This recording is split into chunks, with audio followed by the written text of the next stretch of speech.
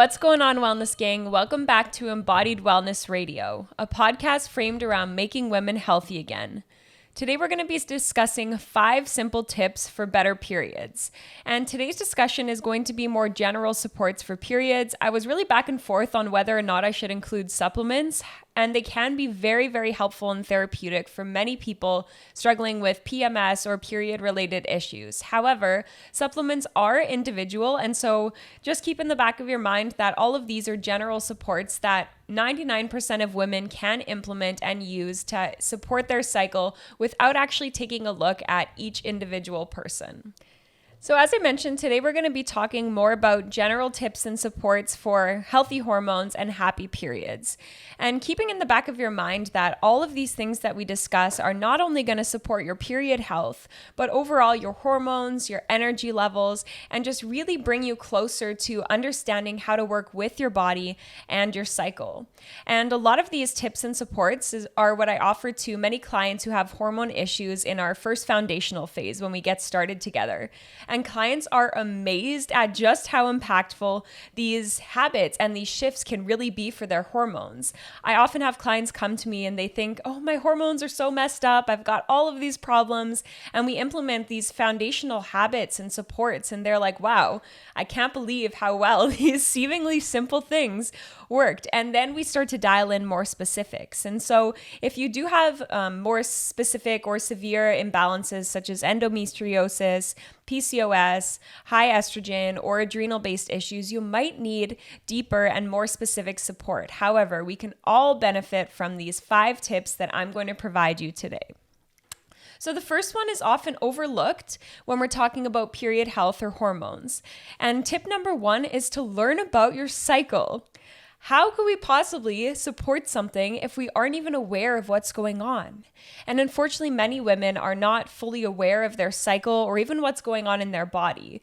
I mean, before I started learning about this stuff, all I knew was that I had a monthly bleed and that there were different stages of your cycle, but I didn't necessarily understand how my hormones were fluctuating and how that really impacted the way that I feel throughout my cycle.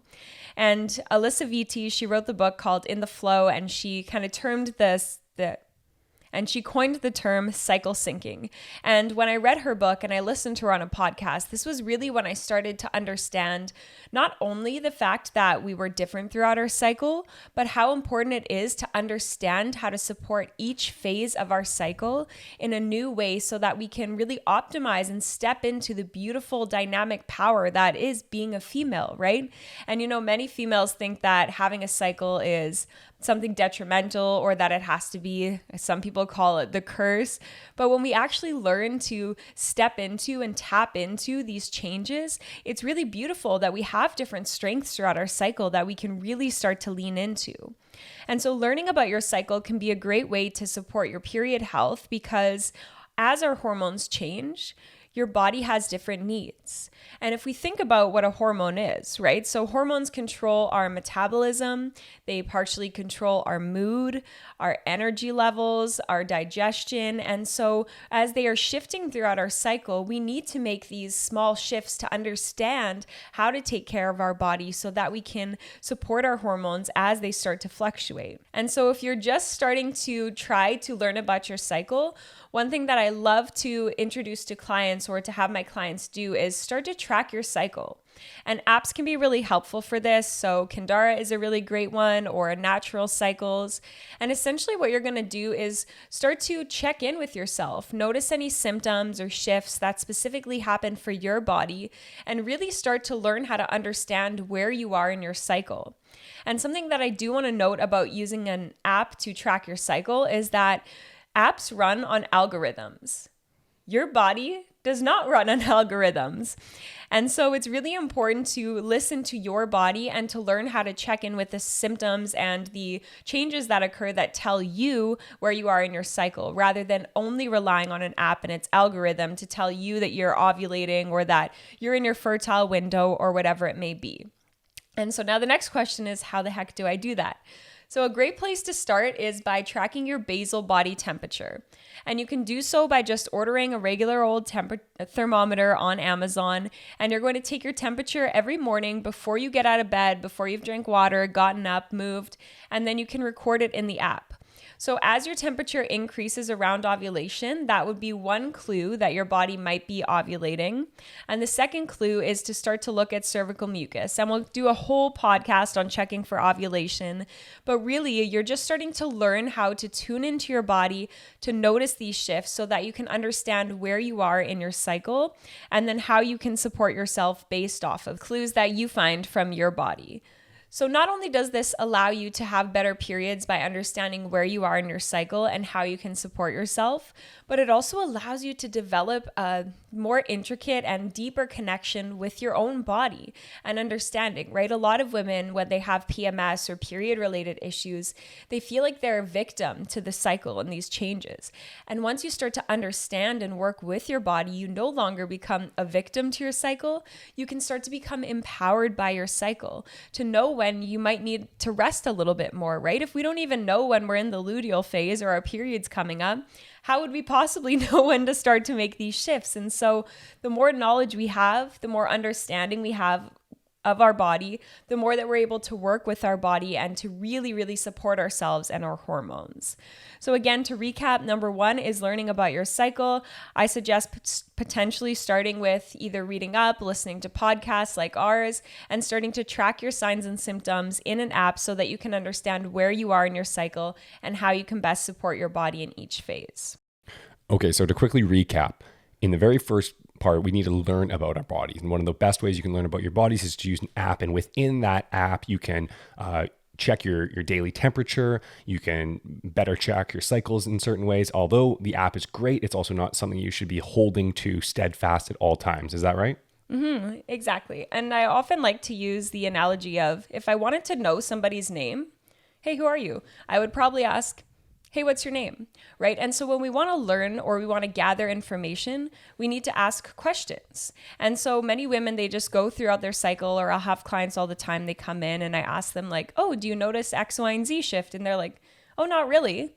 Or, oh, it's super random that I get X, Y, and Z. And really, there's nothing random. They're all patterns that we just maybe haven't asked the right questions or tuned into our body to understand these shifts. And so apps are also really great to record information so that you can start to look back at patterns like, oh, I thought it was random when I was getting constipated, but I can see here that it's always the week before my cycle that I'm getting constipated. So then with this information, we know the week before our cycle, we need to be maybe supporting our digestion. And so apps are not only a really great way to record your data, but also to be able to look back at patterns. Cool. So it's more like a journal rather than a game plan, I would say. Mm-hmm. Awesome. So what's number two? Number two is to reduce inflammatory foods, especially in the luteal phase. And so if you're unfamiliar with what the heck the luteal phase is, it's essentially starting after ovulation. So again, if you're checking your basal body temperature, you'll know when that's ending. Otherwise, you can clock backwards, and it's about 7 to 10 days before your period starts. So this is a time of our cycle where our body is especially susceptible to inflammation because periods are amazing. They're a monthly detox, but they also are kind of inflammatory for the body, right? There's a lot going on there. And so we really need to take these 7 to 10 days before our cycle to hone in on eating nutritious foods and to reducing the inflammatory foods that we're putting in our body. So specifically, these are processed sugar is a really big one. Another one is cow's dairy, and this one is a huge game changer for many people who have period cramps and pain especially. Cow's dairy specifically, sheep and goat's dairy is okay, increases something called prostaglandin 2, which underlies inflammation and is involved in period cramps. So by simply cutting out cow's dairy the 7 to 10 days before their cycle, I have seen so many women go from incredibly painful periods to having nothing, even within a few weeks. And so that can be a huge game changer. Another one is alcohol. So drinking before your period will likely increase PMS symptoms as well as period cramps. Gluten is one. Even if you aren't necessarily sensitive to gluten from a digestive standpoint, this can also be inflammatory around your cycle. So either reducing or minimizing gluten, as well as anything that's highly processed. So all the things that people typically crave, you know, Oreos, chocolate, that's not the best, ice cream, cake, pizza, all of those things that people usually have as their PMS cravings are not going to be very supportive for your body. And keep in mind, a lot of those foods are combinations of all those things combined as well. We look at the Oreos, for example. You're going to have the processed sugars. You're also going to have inflammatory oils and fats in there that are not so good for you. You're going to have a little bit of gluten as well. So when you look at these things in context of, looks like just an Oreo, but it's actually a mixture of 4 or 5 different inflammatory things, not to mention all the chemicals and additives, that is not going to be fun. Mm-hmm. And you know, we're not saying never have these things. I mean, ideally, but you can have them more so maybe in the first half of your cycle and then just play around with what your tolerance level is, right? So some women might feel okay with having 1 or 2 glasses of wine the week leading up, but maybe not 4 or 5. And so we really have to take ownership and try things out, maybe reduce them for one cycle if you're really struggling. Notice that if you cut out all these things, maybe your period symptoms went from an 8 out of 10 to a 0 out of 10. And so that's a pretty big clue for you that this is going to be a really big support for your body internally, right? So your period really is like your monthly report card. It's going to report back to you for the past 100 days, but especially what you've been doing since your last cycle. And so the more symptomatic our periods are, we're essentially getting like D's and F's on that report card. And if we're having periods, you know, that are A's or A pluses, we want to be able to be very clear on the things that we change that were supportive for that cycle. And a big one, again, is reducing inflammatory foods, especially the 7 to 10 days leading up to your cycle. So to recap really quick, number 2 is we want to reduce inflammatory factors in our diet, and I would say just in our body in general, in the luteal phases of our cycle. That's going to be things like gluten, processed sugars, inflammatory oils. I would even throw in hyper exercising in that phase as well. That's going to be inflammatory, right? What am I missing? Cow's dairy. Cow's dairy is the big one. Okay. What's number 3? So this kind of leads us into number 3. So now you're hearing that and you're like, wow, wouldn't that be really nice, Sarah, if I never wanted to eat an Oreo or never wanted to eat chocolate when my period is coming up? So this leads us into number 3, which is really going to help support you in reducing these things, which is keeping your blood sugar stable.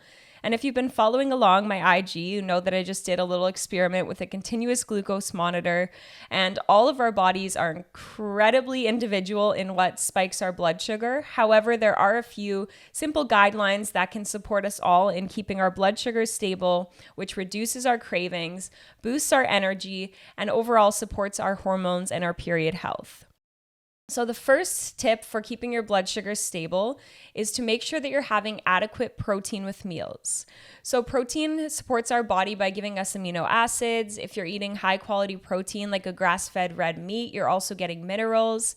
And it is also the macronutrient of satiety. So it's going to help to keep your blood sugar more stable, and it will help to keep you more full for a longer amount of time.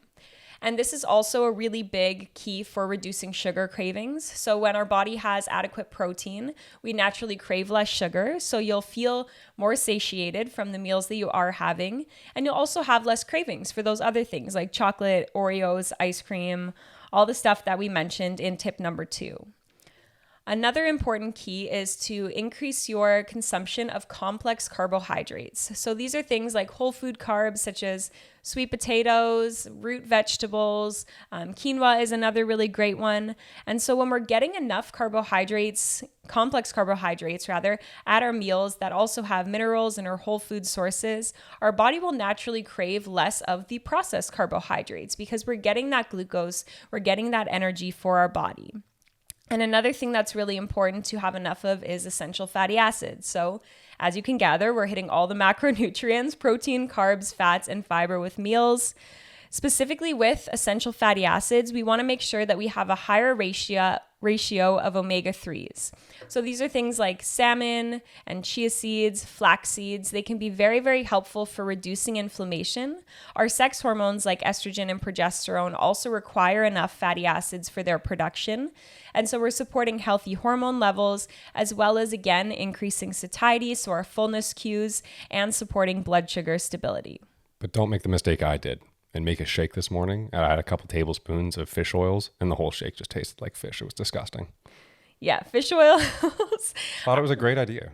arguably are better in capsule form unless you're just down in the back like a shot. Something like cod liver oil can be really helpful. But when we're looking at meals, you probably don't want to be adding liquid fish oils to your meals. We'll save that for supplements. So having balanced meals, so increasing your protein intake, ideally this is somewhere around 30 plus grams of quality protein. Having complex carbs and fatty acids at meals will help to keep your blood sugar stable and keep you more full for a longer amount of time.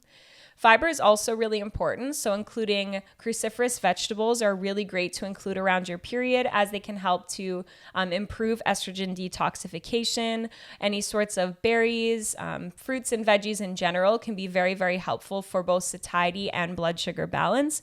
And they also help to give your body and your hormones minerals, which are super, super important for our overall health. When we're talking about blood sugar stability, eating enough at meals is important. Eating enough throughout the day is also important, and meal timing is also really important. So intermittent fasting can be really great. It's a very, very powerful tool. Fasting has been used for hundreds and thousands of years medicinally.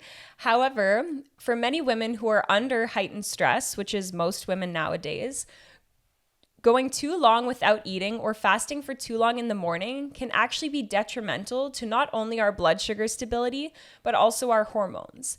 And so making sure that you eat a balanced breakfast, ideally this is 30 to 90 minutes within waking, and then eating every 3 to 4 hours after that consistently can be very helpful to keep your blood sugar stable, reduce cravings, especially if you're finding you're having cravings in the evening or overeating in the evening. Having breakfast can be really helpful. And making sure that you just have that consistent nourishment throughout the day so that your body feels safe and stable. And this is really, really helpful and supportive to keep our cortisol, which is our stress hormone, balanced, which improves our period health and can be really beneficial for reducing PMS. I've always tooted the fasting train horn quite a bit. And I think in the past couple of years, I've started to change my tune on that, especially as people become more and more stressed due to the fact that most people are not regulated enough on a day-to-day basis, have a proper circadian rhythm, actually have a practice of eating similar foods on a daily basis that are actually satiating and large in micronutrients enough. A lot of the times I'm thinking that fasting nowadays might not be a great option for most people. So I'd recommend doing a little bit more research on that before you were to jump into that, or maybe ask some questions. Feel free to hit us up on Instagram or whatever. Yeah, and the other thing to know about fasting is that a lot of the research done is done in males. And women, yes, believe it or not, we are not just small men. We are so different. You know, men run on a 24-hour clock circadian rhythm, and females do as well. But we also have something called your infradian rhythm. So this is with our menstrual cycle, right? So we're not the same, and our bodies don't work in the same way. And so when all the studies are done on men and we try to apply it to ourselves in the same way, this is a big reason why we fall out of balance or how women have become so unwell over the years. And I want to touch back briefly on what I mentioned about having 30 plus grams of protein at a meal. I just want to highlight this because I know that especially a lot of females that we start to work with, they're like, yeah, I'm getting protein, and it's like this tiny little sliver of luncheon meat on their sandwich, or it's like one piece of shrimp in their salad. And my loves, or broccoli. Don't sit here and tell us that broccoli has enough protein. Yeah, or I'm peanut gonna reach butter through the camera and slap you. Peanut butter. That's a good one. Oh, it had peanut butter. My loves, 10, 15, 20 grams of protein. This is not enough. This is not a proteinaceous meal. Ideally, most women are getting an absolute minimum of 100 grams in a day, and ideally 30 plus grams at meals. I know. And for some of you, like, holy smokes, that's a lot. So you might need to work your way up to that, right? If you're over the age of about 35, 40, you might need some additional support for protein digestion, such as HCl, a little bit of apple cider vinegar, digestive enzymes. But really, this is so important for our hormone health. A lot of people overlook just how impactful adequate protein intake is because our body and our hormones require these amino acids in order to function optimally. I think just one more point, just stepping back to the talk about fasting. I think we should actually do an entire podcast on fasting, but one thing that Sarah mentioned right off the beginning is that fasting has been used for hundreds and thousands of years for medicinal purposes, for therapeutic purposes. And I think nowadays people are very, very focused on fasting as a fat loss benefit, when that is not the main thing with fasting. That is a sub factor that happens as you go into the fasting process. For a lot of the times, in the recent times, it was actually brought back up for helping people with diabetes, was really how it came back into fruition nowadays. However, fat loss is not the number one reason you should be going into any sort of fasting protocol. It's a very extreme version to jump to if you're just trying to lose weight. So I just wanted to finish up that last little point about that. But to cover point 3, so blood sugar balance, we want to focus on making sure we're getting enough protein in our diet, ideally 30 grams per meal, multiple times a day. We want to get complex carbohydrates in with our meals. We're looking for a bunch of fiber in our diet that can come from some good low glycemic to mid glycemic fruits, for example. What else?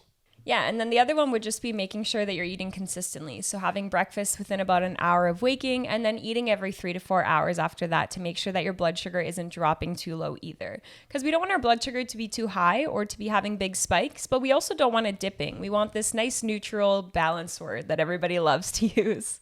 Whatever that means. Point 4, what's next? Yeah, so to recap, number 1 is learning about your cycle. The second support for better periods is reducing inflammatory foods, especially in the luteal phase. Number 3 is keeping your blood sugar stable. And number 4, we touched on a little bit, but we're going to highlight it in a bit more depth. And that is specific foods and nutrients to support healthy periods. So we've talked about what not to eat. Now let's talk about what we can include more of. So the OG period support food is beef liver. And stay tuned for a podcast we have coming up, but beef liver is so nutrient dense. And when we're having our monthly bleed, we're losing blood, right? And our blood is also full of minerals. So many women, especially those who maybe have more heavy periods, they experience blood loss symptoms, so fatigue, dizziness, or just mineral deficiencies from losing a lot of blood. And so when we eat foods that are going to be able to replenish these nutrients and minerals, and also give our hormones the nutrients and minerals that they need to function optimally and for their production, we're going to feel a lot better. Our hormones will be more balanced. We'll have better periods, less symptoms. And so I know when I said beef liver, many of you were like, that, nope, choose somebody else, pick somebody else. I am not the one. And so you don't have to necessarily just cook a fatty beef liver steak and eat it with a fork and a knife, although Denon did try that. Didn't go super well. No. So there are different ways that you can get beef liver in your diet. So one of them is desiccated liver capsules. So Ancestral Supplements makes a really good one. You can buy beef liver, chop it up into tiny little cubes, pop it in the freezer, and just throw them back like pills. Or you could... Just don't choke and die. I don't like that recommendation. I'd choke and die. It's just like taking a pill. They're going to have to be small chunks, that's for sure. Well, some of us can take entire handfuls of pills at once. It's true. It's disgusting. Yeah. I'm like, get it all done in one shot. Anywho, the other way you can do it is by grinding up beef liver, and then you can add some to your ground beef or whatever meat you're cooking, and so it disguises the taste. And if beef liver is an absolute no-go for you, red meat is also really great. So high quality grass-fed beef can be really supportive. It's also full of nutrients and minerals. Bison is another great one. If you are vegan or vegetarian, you can also get minerals from sources like liquid chlorophyll is a really great one. You can often buy it in liquid form from stores. Just add some to your water. Seaweed or any sort of sea vegetables are also really mineral rich. So those little seaweed snacks can be very helpful. And those would be kind of the main ones to include if you are vegan or vegetarian, or even if you just wanted to add in some more minerals. Those are really great supports. Another nutrient that we touched on briefly that you want to make sure you're including a lot of, especially in the luteal phase, is omega-3s. And so omega-3s are a type of fatty acid that are anti-inflammatory. So this can reduce overall inflammation, which supports your hormones, your energy levels. It can reduce period cramps. And taking a supplement can be great. So something like cod liver oil or a high-quality omega-3 blend if you're not eating a lot of fatty fish throughout the week. Or salmon is honestly one of the best sources of omega-3 in the diet. You have to eat a lot of it though. I do recommend that almost everybody does supplement with it, because you have to eat a ton of salmon and you'd have to eat a lot of foods that are very high in omega-3 in order to actually get enough that you would need to for proper optimization of the brain and to get enough in the diet. So I honestly do recommend that most all people supplement with it. And the last one under nutrients to include, I'm sure we should do a whole podcast on nutrients for hormone support and how important minerals are. But the last one we'll briefly talk about today is fiber. And I first want to preface this by saying if you have serious digestive issues, sometimes fiber can actually make you feel worse. So if you do notice as you increase your fiber, you are not feeling that great, then always take everything that we say with a grain of salt or everything you hear with a grain of salt and trust your body and how you feel when you include something. This being said, for most people listening to this, increasing your fiber intake can be a huge support for your hormones, for keeping your blood sugar stable, and also supporting estrogen detoxification, which is a huge underlying root cause of PMS or period-related issues. So some great foods to include are berries, as they're high in antioxidants, cruciferous vegetables, so that's things like broccoli, kale, cauliflower. I'm going to cancel out kale because if you know, you know. Good call. Food if you know, babies. you know. Yeah, that's going to give you a food baby. So let's say Brussels sprouts, broccoli, and cauliflower are all really, really great for supporting estrogen detoxification, which can overall help your hormone symptoms as well as just your hormone symphony in general. Some other great foods to include are avocados, so you're getting in healthy fats alongside fiber, and any sort of chia seeds, flax seeds are really great supports as well.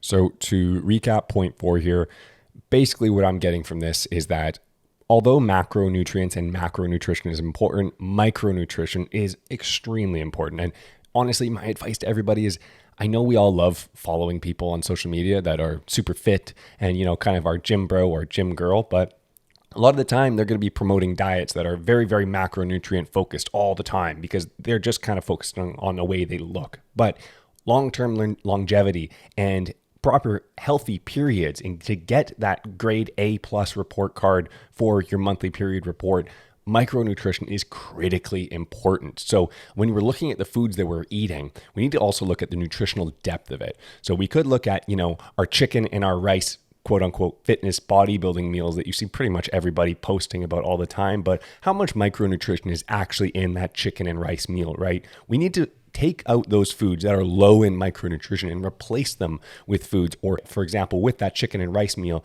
we can maybe cut back some of the chicken and add a little bit of like ground beef liver into that with a little bit of ground beef. Both those two things are very high in micronutrients. Beef is especially very high in micronutrients. Mix it in with a little bit of the beef liver. Now you've got an incredible protein source in that.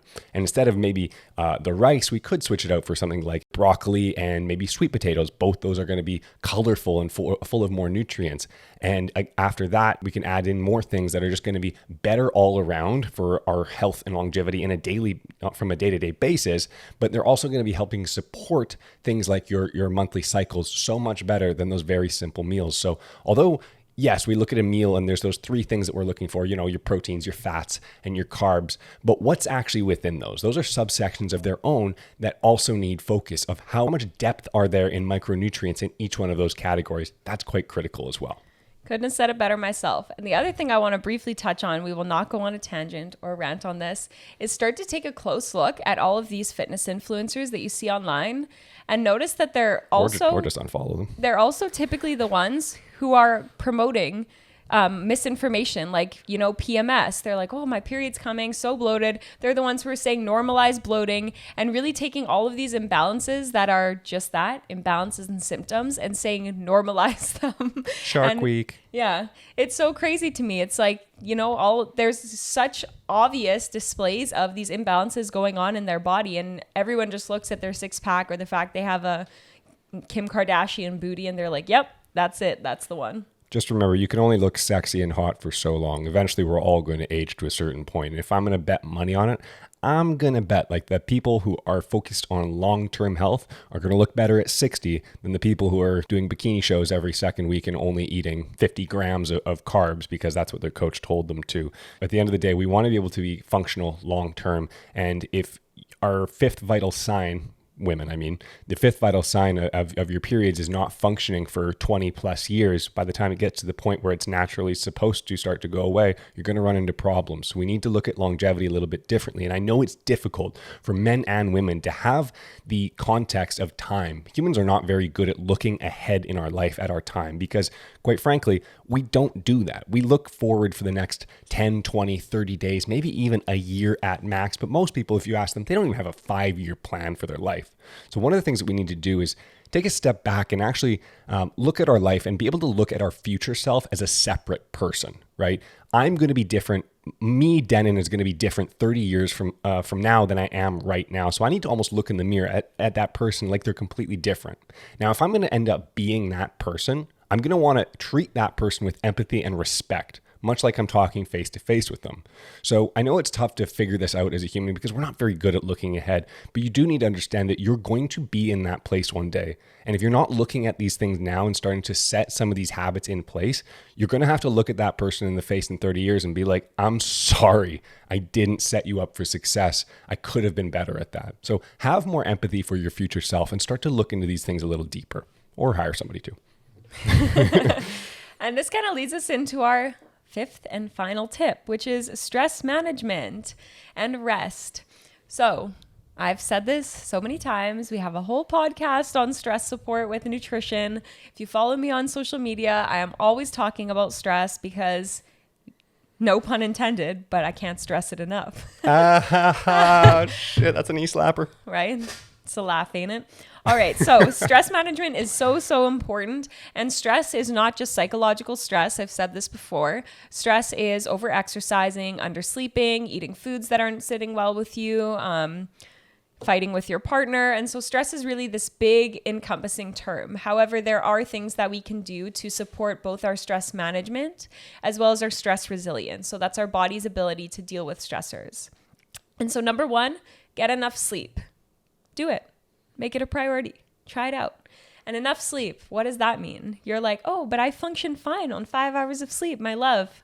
No, you do not. That's what you've told yourself. Until you get consistently 8, you won't know how much better you feel getting enough sleep. So ideally, this is 8 to 9 hours around your cycle. 7 to 9 is okay. 8 to 9 is great. Personally, I always try to give myself an extra hour of sleep leading up to my cycle so that I'm not fatigued throughout the day. And I notice that I feel way better when I get that extra hour in, especially around my cycle. So making sleep a priority. And what does that mean? That means that something else might have to give, right? You might need to cut your workout 30 minutes short so you get 30 minutes of extra sleep. You might need to stop scrolling on Instagram before bed. You might need to watch one Netflix show instead of 2. You might need to not watch Netflix. And so making sleep a priority isn't just, it would be nice if I had more time to sleep. It's how am I going to make myself have time so that I can prioritize getting enough rest? And I say this with love and respect because I know how many people glaze that over and think they're fine getting less than 7 hours a night. But truly, it can be such a game changer for your hormones, your overall health, and the way that you feel. Just a few things on sleep. I know we live in hustle culture, people. And I know that we're told that those who grind all night, they're going to be the successful ones at the end of the day. And I can tell you from firsthand, that's not going to work. You are going to get sick. You are going to run yourself down. Sleep is essentially the reset button for our body. We require it. Do not take sleep for granted. And I say this too because I was the person a few years ago who was waking up at 4:45 in the morning so I could go work out before school. I would go to school all day. I would go teach hot yoga and fitness classes. I would come home, go to bed at like 11 and wake up and do it again. And I was like, I function so well on 6.5 hours of sleep. I'm a robot. I'm such a boss. And then once I stopped doing that, first of all, I slept for almost a month straight. My body was so burnt out. I was just running on stress hormones all the time. And now I consistently get as close to 8 hours as I can. Some nights it's 7.5. Some nights, again, around my period, it's 8.5. And my focus, my attention, my energy levels, my ability to be creative, to think, to actually like do a task for longer than 10 minutes without getting distracted or 10 seconds is through the roof. So don't underestimate the power of good sleep until you've tried it out. And if you're out there listening saying, I do fine on whatever amount of sleep that you're getting that's under 7 or 8 hours, try it out. Not only try that, it like out. when I first met Sarah years ago, she had food allergies out the wazoo. I remember she would come over and I'd try to cook her foods, and certain, we just couldn't eat certain foods because she was so inflamed that certain things she just couldn't do that. And when she began to reset her body and take the health and the sleep and everything very, very seriously and reducing the inflammation, she changed inside and out. And stemming back to this fitness idea is that at the time that Denon's talking about, I was always getting compliments like body goals, looking way more fit. I was probably like 10 pounds less than I am now. My periods were out of whack. All of the symptoms that I talk about now on my Instagram and on our podcast were everything that I was experiencing. But on the outside, I looked like, oh, she's pretty fit. And on the inside, my body was a mess. So it's also important to distinguish that what makes you your most quote unquote fit and what makes you in your best health are not necessarily the same things. Plus, that ass is looking fine now. Let's just put it that. This is my mom listens to this podcast. Oh, sorry, Nev. My dad's going to listen to this. You don't want him coming after you. No, goodness, no. No. If you know, you know. All right. So stress management. This includes getting enough rest. This also includes sometimes shifting your workouts. Now, don't read into what I'm not saying, which is that you can't strength train or you can't work out with an elevated heart rate. But what I am saying is that, many women are going to these high intensity workout classes. I was one of them. I used to teach them. Going to these high intensity workouts or thinking they always need to go, quote unquote, balls to the walls with all of their workouts. And this really isn't true. And this can actually be more harmful. It can ramp up our cortisol, which is our stress hormone, which will signal to your body to store fat. And so this is actually having an opposite effect that you want it to, especially around our cycle when our body is already under more stress and is more sensitive to cortisol fluctuations. And so doing things like strength training, walking, lower intensity exercise, that doesn't mean that you have to completely take a rest week or to not do anything or that you have to just do walking and stretching and yoga. You can still give this exertion, but it might mean that you need to scale back, right? If you're really struggling with painful periods and PMS symptoms, try doing everything that you can and then see what your limit is, right? So a lot of women, they're like, oh, well, I'm doing all of the things except for the one thing that they really cling on to. And I've seen this a lot with clients. Typically, those two things that they're not willing to let go of are under eating and over exercising. They're like, oh, but I'm doing all the things, I'm taking all the supplements, but they're still thinking that going on a 10K run is considered an active rest day. And so we really need to be honest with ourselves. Am I overworking myself? Am I still struggling with hormone-related issues? Can I just give myself a chance to scale back and see how I feel? If I try it out for a month or a couple months and it's really not working, I can maybe look at switching or including a little bit of what I was doing. But until we give ourselves a chance to really listen to our body and to scale back on doing these high-intensity exercises, we won't truly know how much better we can feel. I would also argue overconsumption of caffeine as well. That's another thing I don't think a lot of people are willing to give up or at least start to wean down on, as that can have a large effect on our circadian rhythm as well. Mm-hmm. So to recap, point number 5 is stress reduction. Stress reduction is a very general term. That means a lot of things, but it means a lot of different things for different people. For me, stress reduction might mean prioritizing sleep better, creating more stress reduction protocols throughout a day, maybe adjusting my diet to better support me. For another person, that might be reducing caffeine, reducing exercise, maybe getting enough sleep. It can be different for everybody. It's many different things. And when we look at stress, there's really 2 forms of stress. There's visible stress and there's invisible stress. Visible stress might be just hey, look, I look stressed. I look like I have not got enough sleep. I look like I'm losing body mass or maybe gaining body mass. Adipose tissue on our body, fat tissue, is also a form of stress. If you are overweight, and that is a form of stress, you might need to reduce your weight, right? These are visible signs of stress, bags under the eyes, but the invisible things that are happening internally within the body, they also need to be looked at too. So that's kind of where you do need to take a much deeper look. That might mean blood tests, that might mean many range of things, but identifying the stress factors in your life that could be something that is affecting your monthly cycle, those things do need to be looked at. Mm-hmm. And another part of stress is building up your stress resilience or having some practices to reduce stress. So those are things like Meditation is a pretty classic one.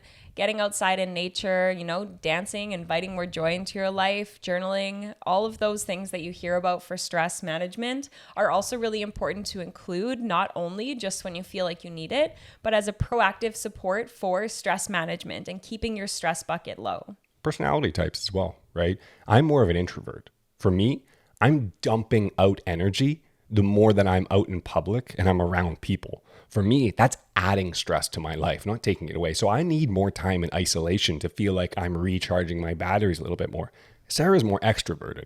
She gains energy from being out in public more and being exuberant and being with people and having fun. She actually needs more time out in public to recharge her batteries. And that's not stress increase, that's stress reduction.